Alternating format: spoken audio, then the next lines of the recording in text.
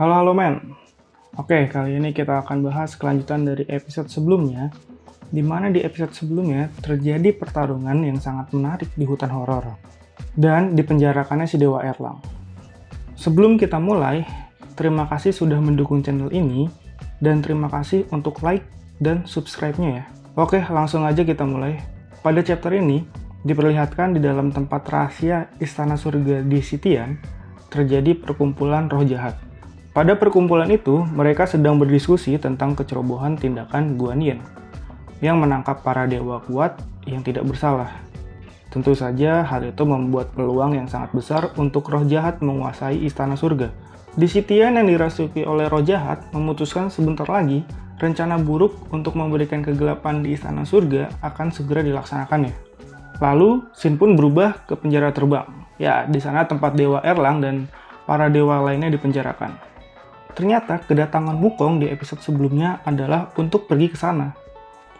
Saat Wukong melihat Dewa Erlang yang dipenjara, Wukong mendatanginya hanya untuk meledeknya. Batu banget emang ini si Wukong. Wukong pun menertawakan Erlang habis-habisan, bahkan Wukong pun meledek Dewa Erlang sebagai anjing penjaga istana.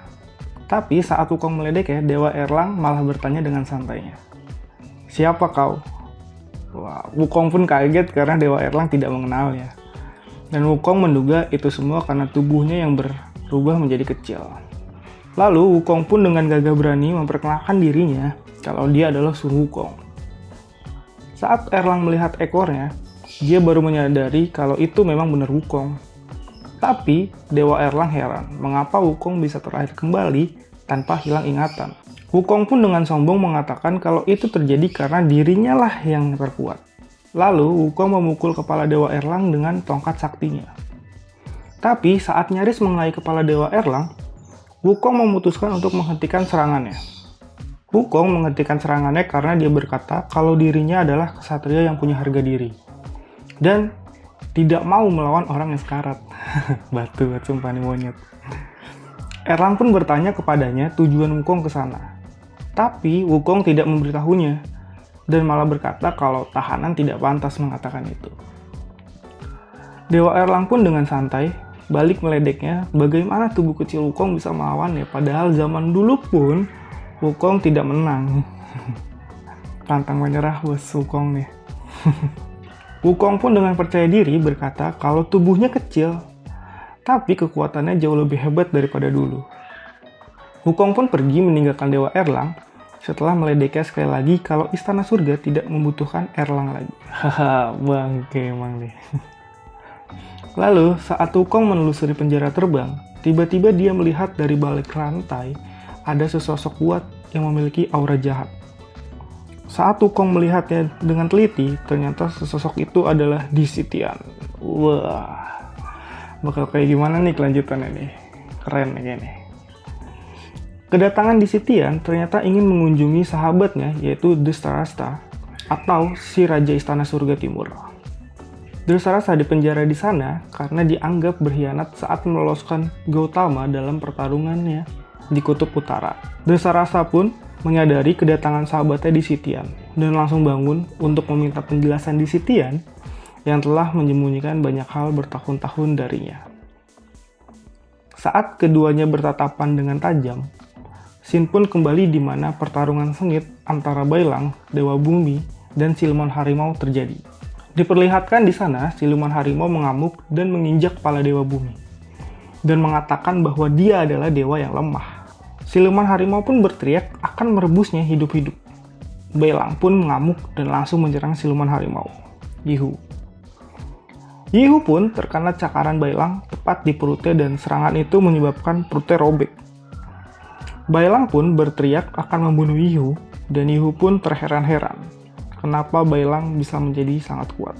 Di sana, Yihu terlihat takut dengan Bailang. Yihu pun sangat kesakitan dan berkata dia nyaris mati, karena serangan Bailang sangatlah fatal ternyata, dan merusak organ dalam tubuhnya. Wah gila nih, keren banget pertarungannya. Bailang juga bisa kuat nih tiba-tiba, kenapa nih? Bailang pun siap untuk menyerangnya lagi dan Yihu pun memutuskan untuk kabur. Dan mengatakan Bailang tidak akan bisa kabur. Jadi janganlah senang dulu. Wah. Belang pun langsung pergi menghampiri sahabatnya, Kin-er atau si kakek Tudi. Kakek Tudi pun memuji Baelang karena kerjaannya yang sangat bagus. Baelang pun menanyakan keadaan kakek Tudi, dan dia pun melihat ada bongkahan batu yang lepas dari kakek Tudi. Dan Baelang mencoba memasangnya kembali.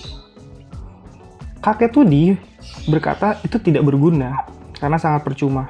Sebelum kematian kakek Tudi, dia berkata sangat senang karena Baelang mengingatnya. Mereka berdua bisa mendapat wujud seperti itu karena kekuatan dari Xiaoyu, si api suci tentunya.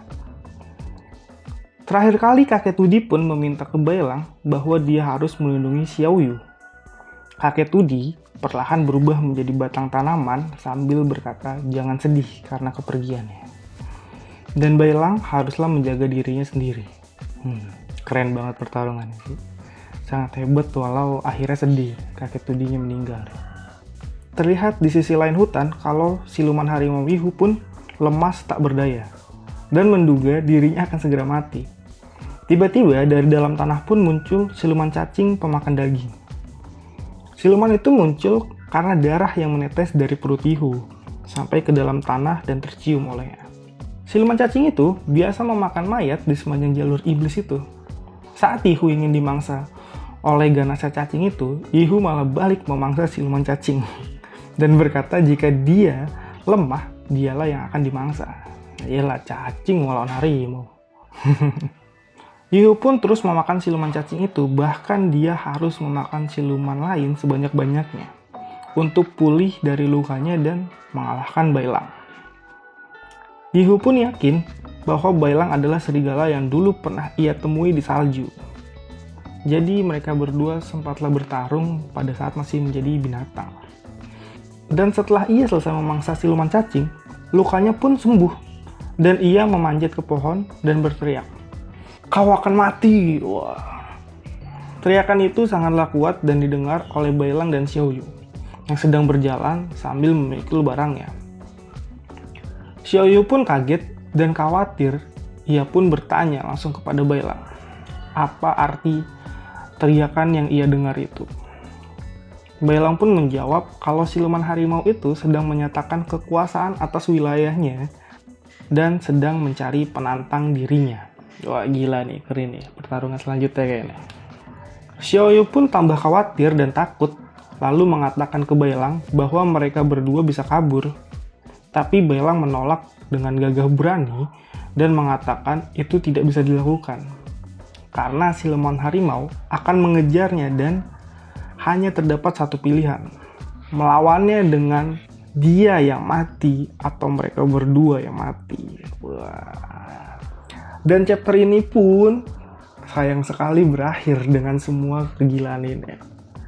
Bagaimana kelanjutannya? Tunggu update video selanjutnya ya. Terima kasih untuk like dan subscribe-nya ya. Oke.